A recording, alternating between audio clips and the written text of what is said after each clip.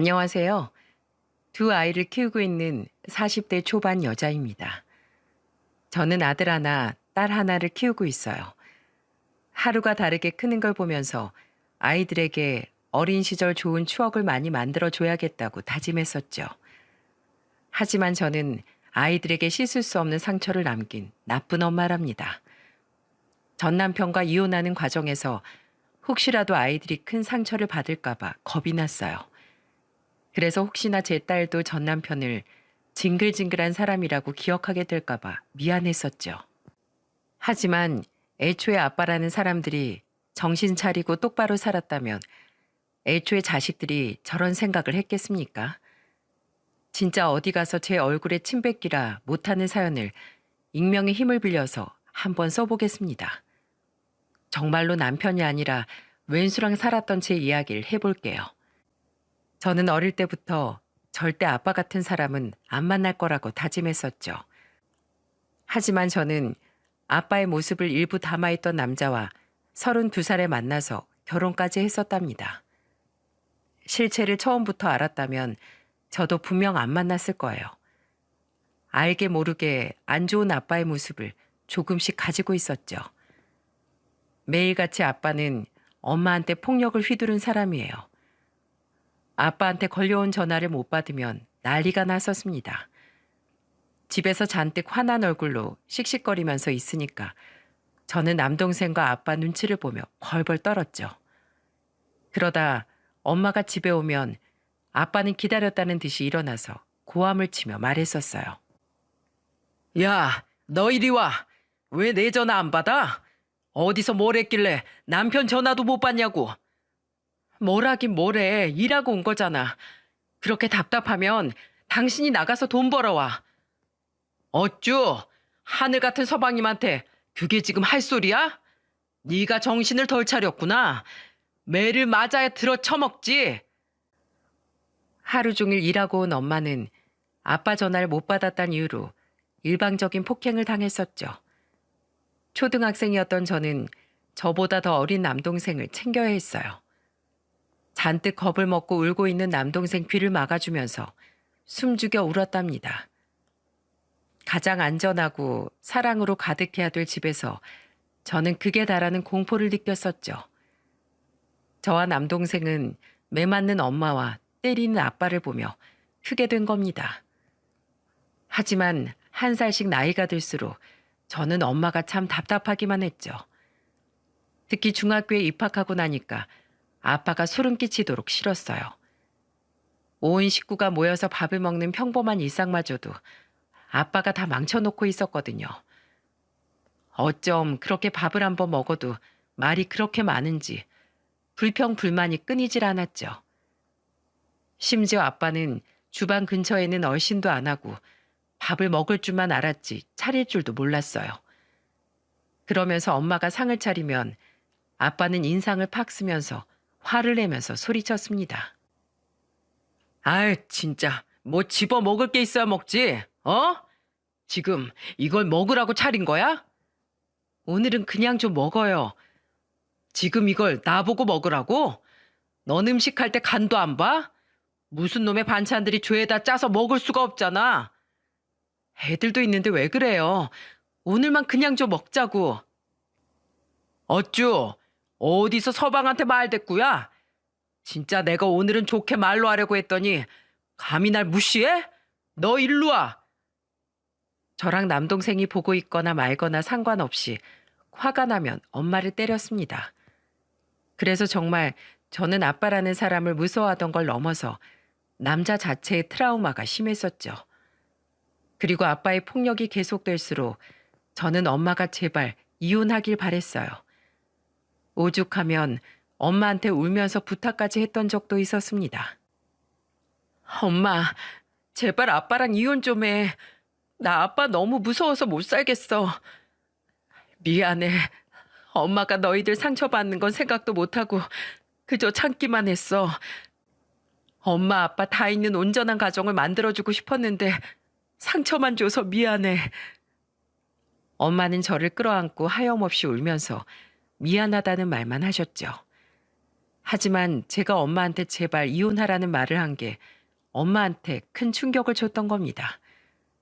그때 저나 남동생이나 둘 다 사춘기가 될 나이다 보니까 엄마도 저희가 받았을 정서적 충격이 걱정되기 시작했던 거예요. 그러다가 결정적인 사건이 터진 건 제가 중학교 3학년이었을 때 벌어지게 된 거였죠. 아빠는 일용직으로 일을 다니셨는데 어쩌다 일이라도 한번 시작하면 술을 마시고 늦게 들어오는 게 일상이었어요. 그것도 모자라서 술에 취해서 한밤중에 들어와 놓고 엄마한테 고래고래 소리를 지르면서 소리쳤습니다. 야, 가서 술상 가져와. 뼈 빠지게 일한 서방님이 왔는데 뭘 그렇게 멀뚱멀뚱 보고만 서 있어? 당장 가서 술상 만들어 오라니까. 지금 시간이 몇 시인데 술상을 찾아요. 애들 자니까 그냥 조용히 들어가요. 빨리. 한밤중에 술 취해서 엄마한테 화만 내는 아빠가 너무 싫었어요. 그래서 무슨 용기였는지 몰라도 그때 방에서 나가 아빠를 보고 소리쳤습니다. 아빠, 진짜 너무한 거 아니야? 엄마가 우리 집 식모야? 가정부냐고. 왜 엄마한테 자꾸 막말하고 화만 내는 건데. 이놈의 기집애가 이제 대갈통 좀 컸다고 아빠한테 대들어? 야, 내가 널 너무 말로만 키웠지? 이런 년은 매가 약이지. 아빠는 잔뜩 화를 내더니 한 손으로 제 머리를 때리려고 손을 올렸죠. 그러자 그때 그 모습을 본 엄마는 초인적인 힘을 발휘해서 옆에 있던 효자손을 들고 아빠 뒤통수를 내리쳤어요. 그리고 엄마는 살기 가득한 눈으로 아빠를 노려보면서 소리쳤습니다. 야, 너 만약에 주위 머리카락 한 올이라도 건드려봐. 그때 내가 너 가만히 안 둘 테니까. 네가 뭔데 내 딸한테 손을 대. 어딜 감히. 뭐야? 당신 뭐 잘못 먹었어? 오늘 왜 이래? 네가 뭐가 잘났어? 어? 대체 뭐가 잘나서 애들한테까지 손을 대려고 하는 건데. 야, 이혼해. 너 같은 건 개똥만큼도 필요 없으니까 이혼하자고. 그동안 네가 좋아서 꾸역꾸역 참고 살았는 줄 알아? 나는 건드려도 내 자식들은 털끝 하나라도 건들지 마. 알겠어? 알겠냐고. 내가 마음만 먹으면 너 하나 정도 내가 충분히 이겨. 저놈의 옆에 내가 아주 돌았네 돌았어. 처음 보는 엄마의 모습에 아빠는 당황한 얼굴을 한 채 말도 제대로 잊지 못하고 안방으로 도망갔었죠. 아직도 아빠가 당황해서 말까지 더듬는 모습이 선명하게 기억나요.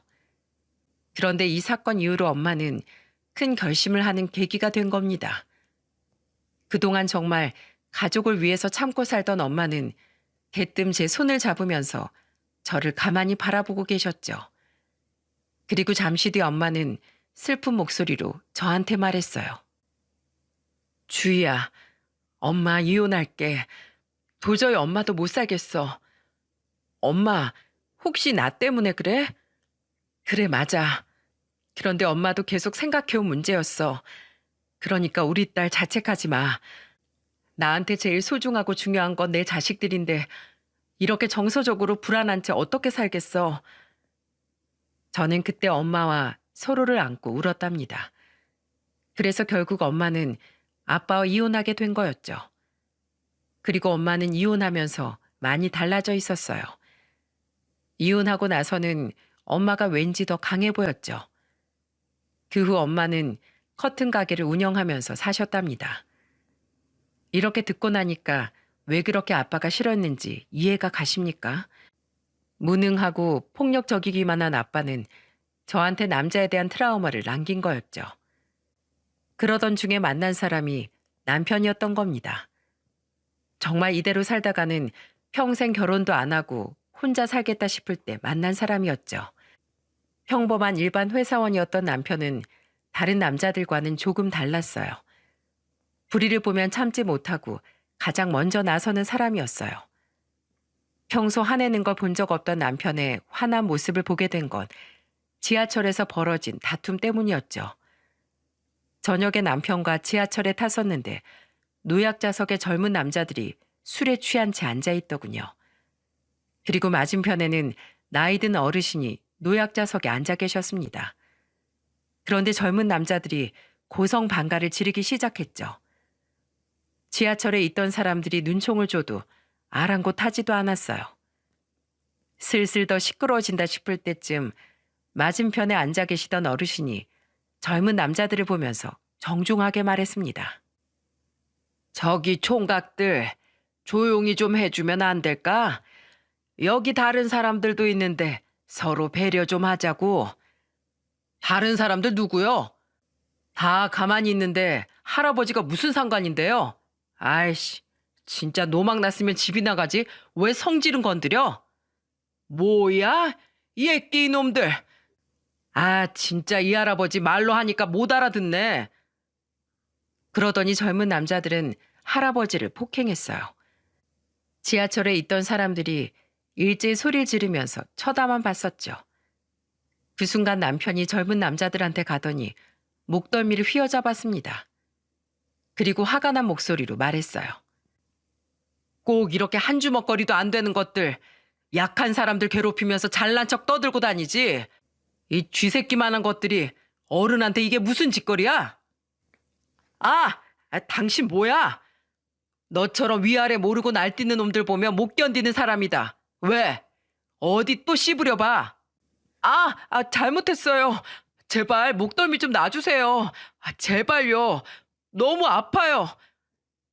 소나기 힘이 센 남편은 젊은 남자들의 목덜미를 휘어잡고 제대로 참교육을 한 거죠. 그 모습을 본 지하철 사람들이 전부 박수를 치기 시작했습니다. 게다가 남편은 참교육 후 경찰에 신고해서 직접 경찰한테 인수인계까지 할 정도였어요. 이런 정의로운 모습이 저한테는 참 멋있게만 보였죠. 슈퍼맨 같은 모습과 나의 트라우마까지 이해하고 품어주던 남편과 행복한 미래를 꿈꾸면서 결혼까지 하게 된 겁니다. 신혼 초 남편은 두말하면 입이 아플 정도로 친정에도 참 잘하는 사람이었어요. 특히 엄마가 혼자서 운영하던 커튼 가게에 자주 들려서 매장 정리를 돕기도 했었죠. 아무래도 엄마 혼자 하다 보니까 간단한 건데도 쉽게 고치지 못하는 것들이 많을 수밖에 없었어요. 그래서 남편은 가끔 혼자 들려서 엄마한테 정말 아들처럼 굴면서 말했어요. 장모님, 저 왔어요. 퇴근했으면 집으로 가야지. 왜 여기로 와? 다 말하고 왔어요. 저번에 보니까 창고 문고리 흔들리는 것 같길래 그거 좀 손보고 가려고요. 안 그래도 고쳐야지 했던 건데 그거 고치러 온 거야? 그럼요. 혼자 계시다가 문 잘못 닫혀서 잠겨버리면 어머님 갇힐지도 몰라요. 이런 건 알았을 때 바로 고쳐놔야 사고가 안 나죠. 그때 남편이 퇴근하고 엄마 가게에서 문고리만 고치고 온다고 했을 때도 저는 그저 고맙기만 했었죠. 남자도 없이 엄마 혼자서 운영하는 매장이라 늘 불안했는데 세심한 남편이 퇴근길에 가끔 들려서 대신 고쳐주곤 했거든요. 게다가 남편은 주말이 되면 친정 엄마까지 모시고 다 같이 여행을 가기도 했습니다. 제가 결혼하고 2년 뒤에 남동생도 결혼하게 되면서 혼자 남은 엄마가 외로우실까 봐 남편이 친정엄마를 살뜰히 챙겼죠. 이런 마음이 고마워서 저도 시댁에 잘하려고 부단히 노력했어요. 하지만 저희 시댁은 제가 아무리 노력해도 계란으로 바위치기 같았습니다. 시댁은 그야말로 둘째가라면 서러울 정도로 콩가루 집안이었죠. 어쩌다 애들 데리고 시댁에 가면 허구한 날 시부모가 부부싸움을 하고 있는 거예요. 애들 앞에서 찬물도 함부로 마시는 게 아니라는데 저렇게 자주 싸우는 모습을 보는 게 정서에 좋을 리가 없을 것 같았습니다. 처음에는 저도 말려보기도 했지만 역부족이었죠. 심지어 남편이 나서서 부부싸움을 하던 시부와 시모 사이를 가로막으면서 제발 그만 좀 하라고 시부한테 소리치며 말했던 적도 있었어요. 제발 그만 좀 싸우세요. 맨날 싸우면서 사는 거 지겹지도 않아요? 대체 언제까지 이렇게 싸우기만 하실 건데요? 우리가 언제 또 그렇게 맨날 싸웠다고 난리야? 우린 그냥 대화한 거야, 대화. 너도 살아봐. 남들이 보면 싸우는 것 같아도 절대 싸운 거 아니라니까. 시부는 남편이 나서서 말리니까 자기는 그냥 대화한 거라면서 말하는 겁니다. 누가 대화를 목에 핏대 세워가면서 한답니까? 이런 식이다 보니까 남편이든 저든 누가 나서서 말려도 칼로 물베기가 따로 없었어요. 그런데 더 어이없는 건 서로 못 잡아먹어서 안달난 것처럼 싸우다가도 다음날 시모는 시부를 꼭 왕처럼 떠받들었다는 겁니다. 진짜 그걸 보고 있으면 왜 저렇게 사나 웃길 정도였죠. 거실에 다 같이 모여 있다가도 시부가 시모를 보면서 주방 쪽으로 턱짓을 하면 시모는 벌떡 일어나 주방을 가는 거예요. 그러면서 시모는 주방에서 나리선 목소리로 절 부르면서 소리쳤습니다. 예, 며느라, 네 시아버지 배고프시다잖아. 상 얼른 준비하게 빨리 와. 네네, 지금 가요. 시모는 시부가 손짓 발짓 턱짓만 해도 벌떡 일어나서 원하는 걸 해주기 바빴죠. 그런데 시부는 시모가 이렇게 납작 엎드려서 잘해줘도 입만 열면 불만투성이었어요. 심지어는 저희 애들이랑 같이 밥을 먹고 있는데도 시부는 젓가락을 들고 하나씩 뒤적거리면서 반찬 투정을 하는 겁니다. 이걸 지금 국이라고 끓였어? 간을 본 거야, 만 거야? 에이, 당신이나 먹어. 왜요? 국이 싱거워요? 혀가 어떻게 된 거 아니야? 국인지 물인지도 모르겠고 반찬은 맨날 김치에 나물 몇 가지 올리면 먹고 싶겠어? 사람이 고기 반찬도 있어야 밥을 먹을 거 아니야. 같이 먹고 있던 저는 그냥 먹을만 했는데 시부는 입맛에 안 맞다고 투덜거렸죠. 애들도 있는데 제발 시부가 그냥 조용히 밥 좀 먹길 바랬어요. 그래서 제가 시부 국을 달라고 해서 간을 좀 맞춰서 다시 드렸습니다. 그런데 시부가 제가 간을 맞춰준 국을 먹어보더니 시모를 보면서 말했어요. 며느리 좀 봐. 한 번에 딱 간 맞춰오는 거.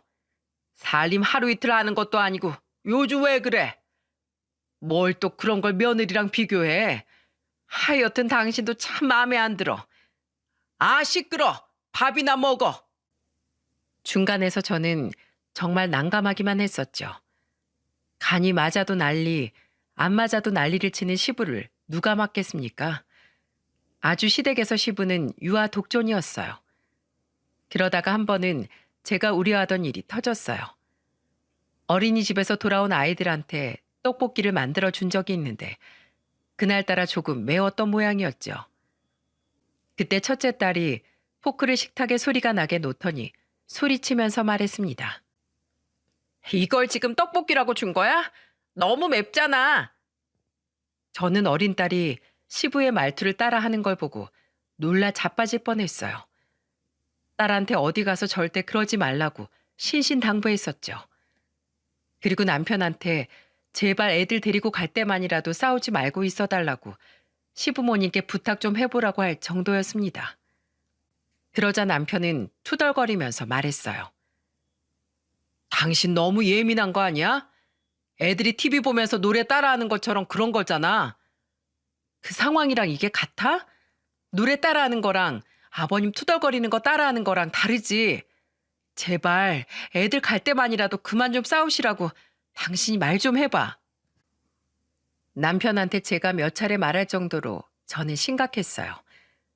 하지만 남편은 나이 든 부모님께 이래라 저래라 어떻게 말하냐고 강 건너 불구경이었죠. 이런 상황이 점점 늘어나면서 저는 시댁에 가는 걸 꺼려했습니다. 그러자 어떤 일이 생겼는 줄 아십니까? 시모가 직접 저희 집으로 찾아오기 시작했어요. 매번 말로는 애들 보러 오는 거라고 했지만 이제는 시부와 싸우고 나면 저희 집으로 오는 것 같았죠. 그런데 괜히 시부랑 싸우고 와서 불똥이 저한테 튀는 것 같았습니다. 제가 왜 그렇게 느꼈냐면 시모가 어쩌다 오면 냉장고에 있는 반찬을 전부 꺼내놓고 밥을 먹었어요. 그런데 반찬을 먹어보면서 한마디씩 꼬투리를 잡았죠. 그러더니 깻잎 반찬통을 던지듯이 식탁에 내려두면서 말했습니다. 에이, 어디서 깻잎을 사다 만들었길래 이렇게 입이 질겨? 이게 고무야 깻잎이야? 재료가 엉망이니까 양념 맛도 안 나네. 이상하다. 그동안 저희 식구들은 잘 먹고 있었는데요. 뭐? 그럼 내 혀가 이상하다는 거냐? 갑자기 집에 와서 무슨 음식점 검사 나온 감시반처럼 이게 뭐 하는 건가 싶었죠. 제가 식당을 할 것도 아니고 그냥 식구들 입에 잘 맞고 탈 없이 잘 먹으면 되는 거 아닌가요? 그래서 정말 심호 때문에 미쳐버리기 일보 직전 상태였어요. 그러다 계속된 심호 등살에 저도 못 참고 폭발했던 적이 있습니다. 괜히 들어오자마자 인상을 팍 쓰더니 코를 잡으면서 심호가 중얼거리기 시작했죠. 그리고 주위를 두리번거리다가 저를 보더니 짜증 섞인 목소리로 말했어요. 야, 집에서 이게 무슨 냄새냐? 아이고, 회사 다니는 것도 아니고 집에서 일만 하는 애가 집안에 환기도 제대로 못 시켜? 이게 사람 사는 집이야 뭐야? 아무 냄새도 안 나는데 계속 저희 집에 냄새가 난다고 하는 겁니다. 슬슬 저도 화가 치밀어 오르는데 시모가 또 냉장고 앞을 서성거리기 시작했죠. 그러더니 괜히 문을 열었다 닫았다 하면서 말하는 거예요. 여기서 점심을 먹고 갈까 말까? 아유, 어차피 반찬도 맛없는데 그냥 밖에서 친구 만나러 가야 되려나? 어머님, 그냥 나가서 드세요. 뭐하러 입에 맞지도 않는 반찬에 밥을 드시려고 하세요? 저번에 귀한 쌀밥에 제 반찬 먹기가 아깝다면서요. 그러니까 억지로 여기서 먹지 말고 나가서 드세요. 뭐라고? 너 지금 날 내쫓는 거냐? 시어머니가 왔으면 당연히 먹고 가시라고 해야지. 근데 제 반찬이 안 맞는다면서요. 그럼 뭐 배달이라도 시켜드려요? 짜장 짬뽕 뭐 드실래요? 아니면 김밥이나 떡볶이 시켜드려요? 기가 막혀서 원. 너 지금 나 놀리는 거지? 제 말에 시모는 바짝 약이 올라서 소리를 빽 질렀습니다. 진짜 너무 화가 나서 저렇게 행동했던 거였죠. 결혼하고 시댁과 정말 잘 지내보려고 5년 넘게 노력했지만 도무지 좁혀지질 않았어요. 그래도 착한 남편 하나 보면서 시모도 참고 견뎌보려 했지만 그것마저도 역부족이었습니다. 남자들 결혼하면 다 애로 변한다는데 제 남편은 점점 개로 변해가고 있었죠. 믿기 힘들겠지만 정말 개 같은 남편이 되는 건 한 끗 차이였어요. 꾸준히 회사 출근은 했지만 어디서 무슨 바람이 들었는지 맨날 저녁마다 저한테 애원을 하면서 말했습니다. 여보, 그러니까 내 말 좀 진지하게 들어보라니까? 월급쟁이가 회사에서 야근, 특근 다 해도 장사하는 사람 못 이겨. 우리 네 식구 잘 살려면 월급으로는 안 된다니까? 당신 무슨 대회 나가? 왜 월급으로 장사하는 사람을 이겨야 하는데?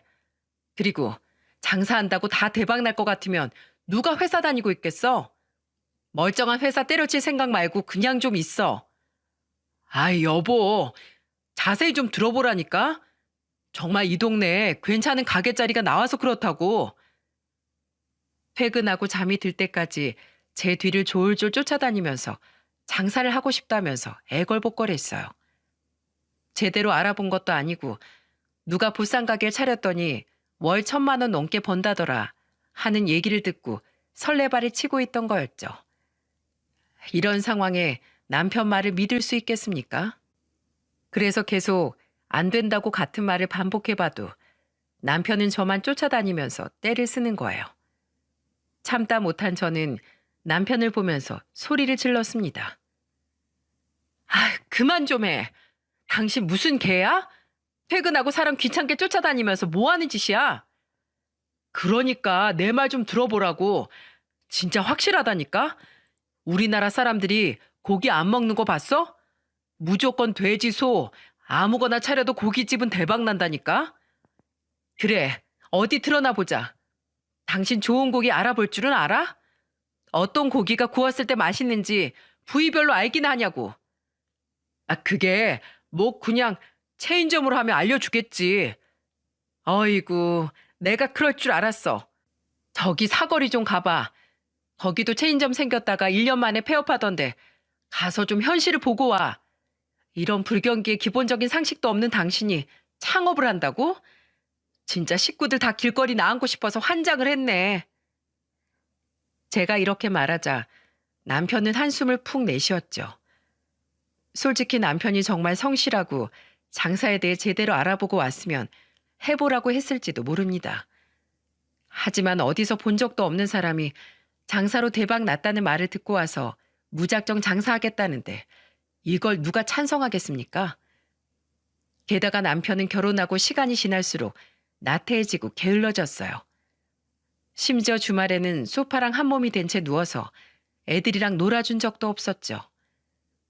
한창 공놀이 좋아하던 둘째 아들이 남편한테 놀자고 다가오면 애한테 괜히 짜증을 내면서 말했습니다. 아, 저기로 좀 가. 아빠 쉬고 있잖아. 일주일 내내 출근한 사람한테 왜 그래? 아빠가 저번에 주말에 같이 놀아준다고 했었잖아요. 내가 너 먹이고 입히려고 돈 벌어오는데 놀아주기까지 해야 돼? 남편이 호통을 치니까 아들은 울음을 터뜨렸어요. 저는 아들을 달래주면서 남편한테 화를 냈죠. 그러자 남편은 투덜거리면서 집 밖으로 나가버렸습니다. 진짜 사람이 변해도 저렇게 변할 수 있나 싶었어요. 그런데 그 와중에도 남편은 장사하겠다는 욕심을 저버리지 않았죠. 제가 절대 장사는 안 된다고 반대하는데도 남편은 꼭 장사만 고집했습니다. 그래서 저는 답답한 마음에 남편한테 화를 내면서 말했던 적도 있어요. 여보, 지금 당신 연봉이 4천이 넘어. 그 정도면 우리 네 식구 지금 부족함 없이 잘 살고 있잖아. 당장 입에 풀칠만 하고 살 거야? 미래 생각도 해야지. 애들 먹이고 입히다가 우리 노후 준비는 어떻게 하려고? 노후 준비 때문에 장사를 하겠다고? 말이 되는 소리 좀 해. 요즘 경기도 안 좋은데 왜 자꾸 장사를 하겠대? 돈 벌 생각부터 하지 말고 있는 돈부터 지킬 생각이나 해. 당신 진짜 내가 얼마나 힘든지 몰라서 그래. 위에서 쪼이고 밑에서 치고 올라오고 있는데 회사도 안전한 거 아니라고. 나도 마음 편히 장사해보고 싶어. 진짜 잘할 수 있으니까 나 좀 믿어줘. 저는 절대 안 된다면서 절대 뜻을 굽히지 않았죠. 이제는 말해도 안 된다는 걸 알았는지 남편은 장사 얘기를 더 이상 안 꺼냈습니다. 그런데 결혼 9년 차에 남편이 저도 모르게 제대로 사고를 치고 말았어요. 그동안 남편이 장사 얘기를 일절 안 하길래 포기한 줄 알았는데 알고 보니까 혼자서 개업 준비를 하고 있던 게 아니겠습니까? 절대 안 된다고 반대했는데도 남편은 회사까지 그만두고 심지어 집 담보 대출까지 받아서 자금을 마련했던 거였죠. 이 모든 사실을 알게 됐을 때 저는 남편한테 화를 내며 소리쳤습니다. 미쳤어? 내가 하지 말라고 했지. 대체 왜 그래? 내 말 좀 일단 들어봐. 치킨집은 차리기만 해도 월 1,000만 원씩 들어온다니까? 이런 대박 정보를 듣고 어떻게 가만히 있어? 그때 남편이 해명이랍시고 한 이야기를 들어보니까 그냥 무작정 뛰어든 거였어요. 자기 멋대로 아파트 담보 대출까지 받고 퇴직금까지 전부 가게에 꼬라박은 겁니다. 진짜 미치고 팔짝 뛸 뻔했죠. 그 후 남편과 저는 급격히 사이가 안 좋아지기 시작했어요. 단순히 마음대로 치킨 가게 개업해서 그런 게 아니라 장사해본 적도 없던 사람이 무작정 뛰어들었다는 게 화가 났었죠. 심지어 차리기만 하면 월에 1,000만 원씩 벌린다고 큰 소리 떵떵 치더니 생활비도 못 주는 지경까지 온 겁니다. 불경기에 무작정 시작한 장사가 점점 힘들어진 거예요. 게다가 장사하고 싶다고 그렇게 노래를 부르다가 매출이 안 나오니까 점점 게을러지기까지 했었죠. 보통 장사가 안 되면 뭐가 문제인지 고민해 봐야 되는 거 아닌가요? 그런데 남편은 오픈 시간이 오후 2시부터 자정까지가 영업시간이었는데도 밤 10시만 되면 집에 오는 겁니다. 저는 기가 막혀서 남편한테 소리치며 말했어요. 무슨 가게가 사장 마음대로 문을 열고 닫아. 그런 식으로 하는데 어떻게 장사가 잘 되길 바래. 어차피 손님도 없는데 뭐하러 있어? 아이, 그냥 씻고 잘래. 창살 없는 감옥이 따로 없네. 그렇게 장사만 시작하면 금세 대박 날 것처럼 굴더니 결국 이 꼴이 났던 거였죠. 심지어 일찍 와놓고 다음 날에는 저녁 6시가 다 돼 영업을 시작했어요. 애초에 출근하면 다행일 만큼 남편은 가게를 방치하기 시작했습니다. 이 지경에 이르니까 생활비가 없어서 저만 애가 타들어가고 있었어요. 그래서 저는 친정엄마 커튼 가게에서 같이 일을 배우면서 생활비를 벌기 시작했죠. 진짜 남편이 아니라 왼수 같았습니다. 저렇게 해서 월세 관리비 같은 거 낼 수 있을까 걱정되기 시작했어요. 그런데 남편은 장사가 안 되니까 어떤 꼼수를 부렸는 줄 아십니까? 어느 날 일하러 커튼 가게 갔더니 엄마가 난감한 목소리로 말했습니다. 주희야, 김서방이 나한테 연락이 왔는데 요즘 힘들다고 3천을 빌려달라고 하더라. 너희 요즘 그렇게 힘들어? 내가 좀 도와줄까? 뭐? 그 사람이 엄마한테 돈을 빌려달래? 아니야. 엄마 무조건 거절해. 그 돈 빌려줘도 밑 빠진 독에 물 붓기야. 엄마 신경 쓰지 마. 나도 신경 안 쓸 거야. 어차피 담보대출 받은 것도 알아서 갚으라고 했어. 그래도 목소리 들어보니까 엄청 힘든 것 같던데. 그 사람 장사하는 거 보면 왜 안 되는지 알 거야. 그러니까 절대 빌려주지 마. 아니다. 아예 지금 답장을 보내자. 엄마 핸드폰 줘봐. 엄마가 고민하고 있길래 저는 아예 엄마 핸드폰으로 직접 답장을 보냈죠. 미안하네. 도와주긴 좀 힘들 것 같아. 이렇게 문자를 보내면 남편도 알아듣고 그만할 거라고 생각했어요. 하지만 그날 저녁 집에 오니까 남편이 씩씩거리면서 화를 내더니 저한테 윽박을 지르며 말했습니다. 네가 장모님한테 돈 해주지 말라고 그런 거지? 내가 지금 나 혼자 잘 살자고 하는 게 아니잖아. 근데 왜 방해를 하냐고 왜? 우리 식구 잘 살자고 하는 일이면 애초에 나한테 얘기했어야지. 왜 지 새끼처럼 난 모르게 엄마한테 그런 부탁을 해? 그리고 그거 우리 엄마 노후 자금이니까 절대 손댈 생각하지 마. 알겠어? 당신이 무작정 저지른 일은 알아서 처리해. 와, 내가 돈을 벌어야 당신도 편해지는 거 아니야? 양심적으로 생각이라는 걸 해봐.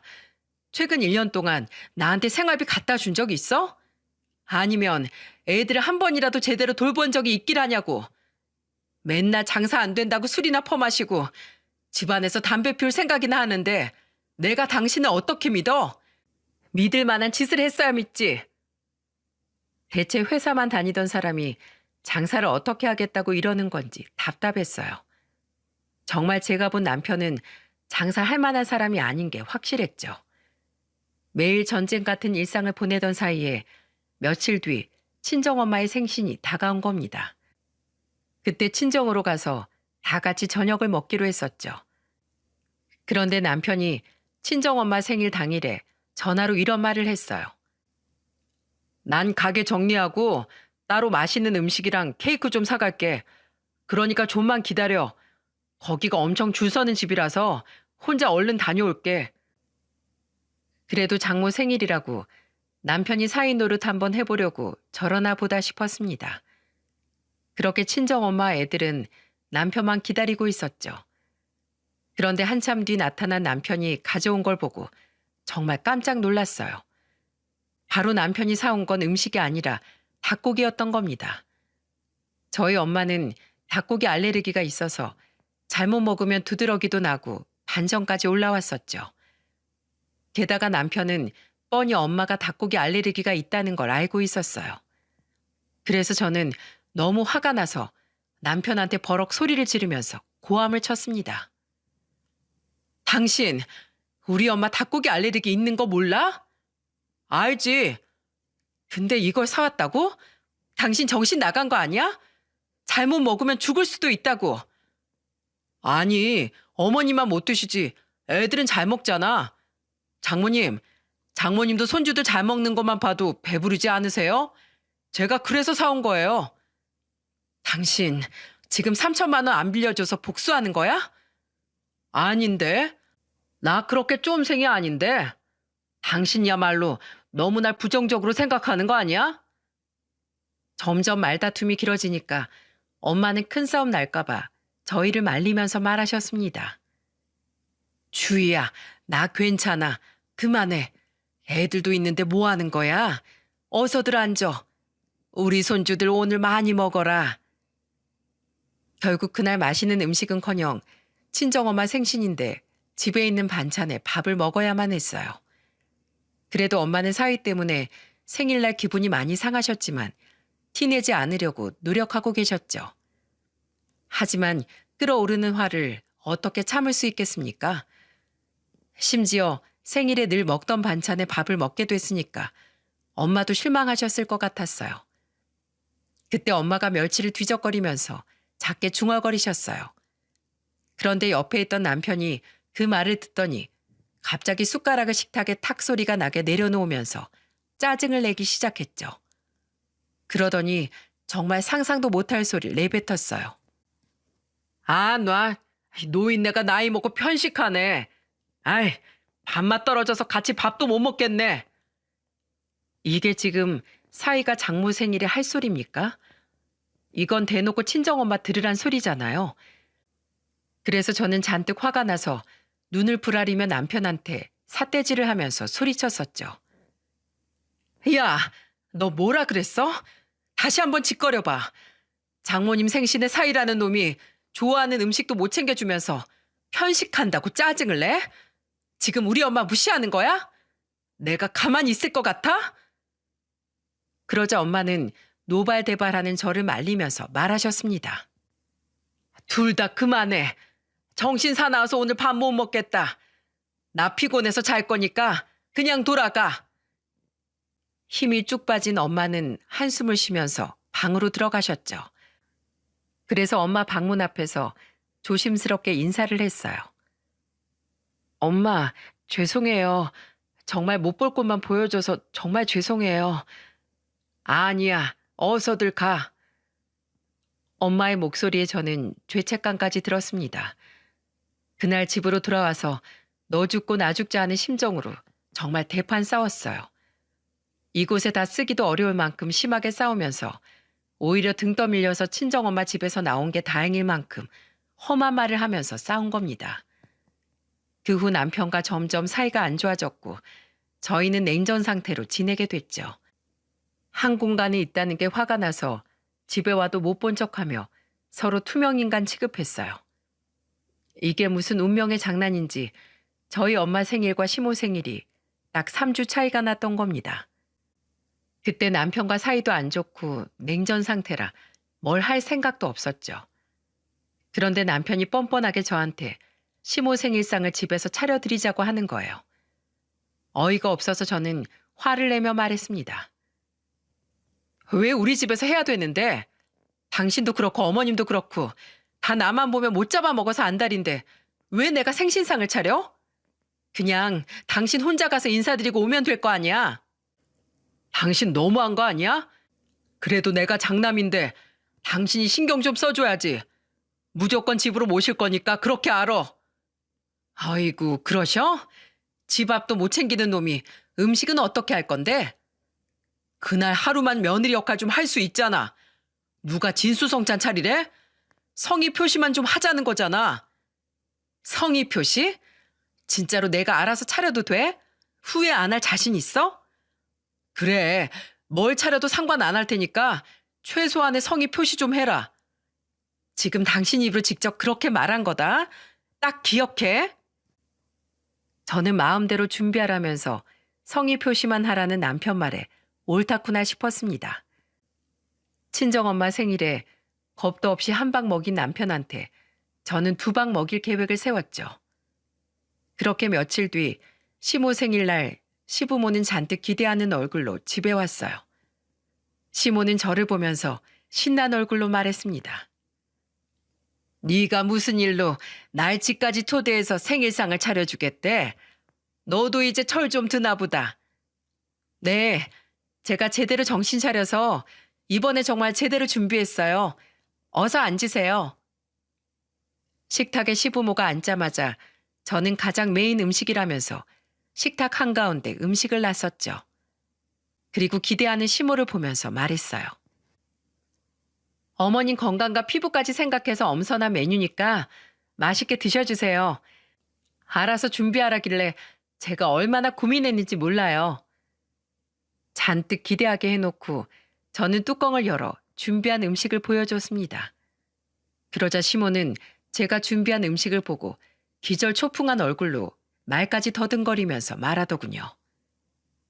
야, 너 이게 뭐야? 지금 이걸 나 먹으라고 차렸다는 거야? 그럼요. 어머님, 돼지 껍데기가 콜라겐 덩어리래요. 얼굴에 주름이 자글자글하신데 관리 좀 하셔야죠. 뭐야? 너 미쳤어? 내가 껍데기 먹는 거 봤어? 이걸 어떻게 먹으라는 거야? 껍데기를 안 먹고 살아서 주름이 생긴 걸 수도 있으니까 드셔보시라고요. 그리고 여기 삼겹살도 있잖아요. 비계만 잔뜩 있는 걸 어떻게 먹으라는 거야? 다 피가 되고 살이 되는 음식인데 드셔야죠. 못 먹는 게 어딨어요?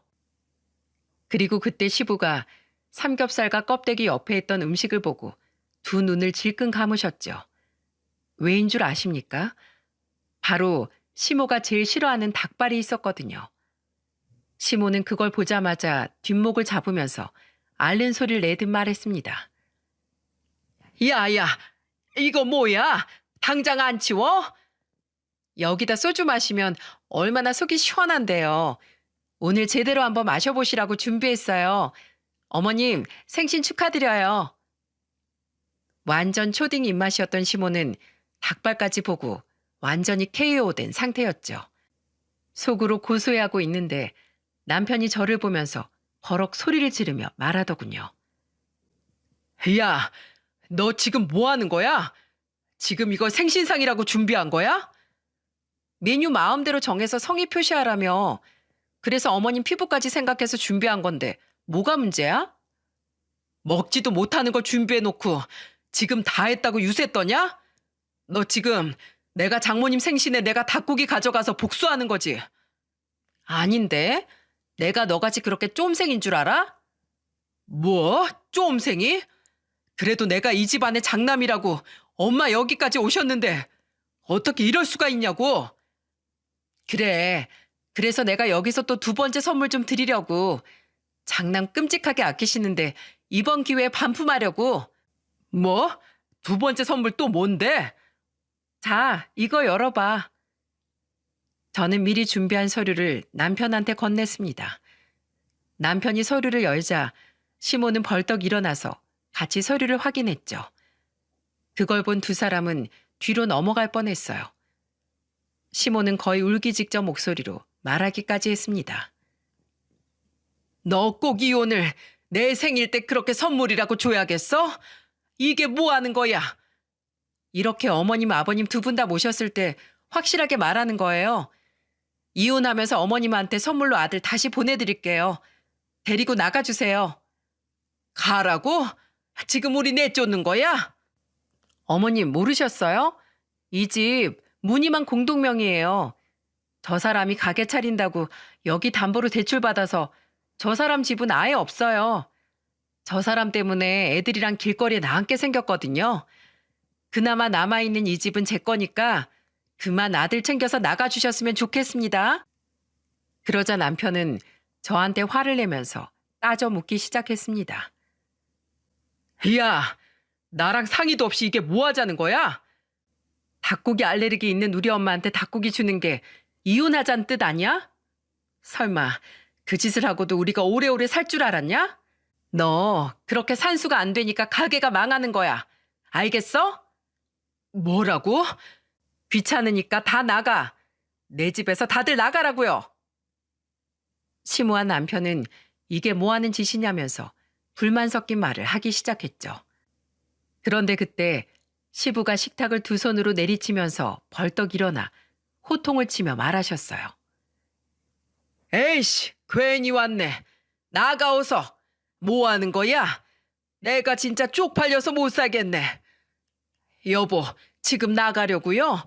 진짜 나가? 그럼 뭐 여기 눕기라도 할 거야? 당장 나가. 시부가 에이시거리면서 나가자 그 뒤를 시모가 다급하게 쫓아갔어요. 그러자 남편은 깜짝 놀라 시부와 시모를 부르면서 쫓아나갔습니다. 엄마, 아빠 잠깐만요. 그래도 식사는 하고 가셔야죠. 결국 시모 생일은 완전 코미디 같은 선물을 안겨주는데 성공한 거죠. 그러니까 저는 분명히 시댁에서 하고 오라고 했는데 굳이 집에서 생일 챙겨주려고 고집부린 이유가 뭘까요? 게다가 저는 남편이 알아서 준비하라고 해서 진짜 알아서 준비한 죄밖에 없다고 생각했습니다. 최소한 빈 상으로 맞이한 건 아니니까 성의 표시한 거 아닌가요? 그날 이후 저는 남편과 이혼 절차를 받기 시작했어요. 남편이 장사한다고 대출 받았던 것 때문에 재산 분할로 싸울 일도 없었죠. 결국 친권 양육권은 제가 다 가져왔고 남편은 양육비를 보내기로 하고 이혼을 하게 된 겁니다. 그래서 지금은 이렇게 홀가분한 마음으로 친정에서 아이들과 엄마까지 같이 살고 있어요. 한심한 남편 놈이 없으니까 얼마나 속이 편한지 모릅니다. 그런데 정말 이혼하길 잘한 게 그놈 지금 쫄딱 망해서 양육비도 못 보내고 있는 게 현실이었죠. 그래서 밀린 양육비 전부 다 가지고 와서 아빠로서 떳떳할 때 애들 보러 찾아오라고 했어요. 저는 그래도 엄마 옆에서 같이 커튼 일을 하면서 차곡차곡 돈도 모으고 아이들과 잘 살고 있답니다. 오죽하면 엄마도 이혼 잘했다면서 잘한 결정이라고 응원까지 해주셨죠. 이렇게 늘 든든하게 제 곁에서 제 편을 들어주는 엄마가 계셔서 오늘도 힘을 내고 살아가고 있어요. 게다가 손주들을 얼마나 아껴주시는지 아이들도 외할머니가 제일 좋다면서 너무 잘 따르고 있답니다. 요즘 아무리 이혼이 쉽다고 해도 내 일이라고 생각하면 선뜻 결정이 어렵다는 걸 이번에 저도 깨달았죠. 그래서 이렇게 사연을 쓰게 된 것도 당장 힘든 걸 견뎌낸다 해도 행복한 미래가 보이지 않는다면 용기를 내는 것도 방법이라는 걸 알려드리고 싶어 쓰게 됐어요. 아마 힘든 결정이겠지만 분명 지켜야 할 게 있다면 용기 내시길 바라겠습니다. 지금도 치열하게 고민하면서 살아가고 있을 주부님들에게 제가 응원의 메시지 보내드릴게요. 모두 들어주셔서 정말 감사합니다. 다들 행복하세요.